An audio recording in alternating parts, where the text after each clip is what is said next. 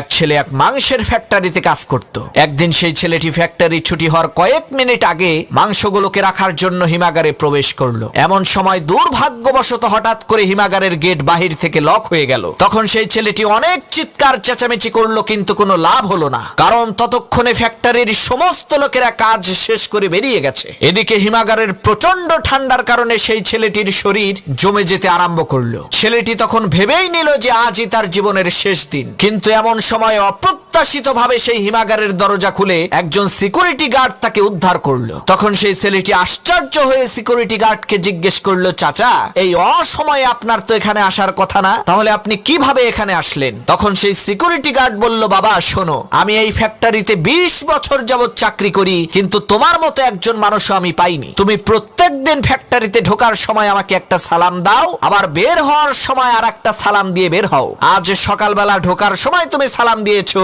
কিন্তু বের হওয়ার সময় তোমার সালামটা আমি পেলাম না।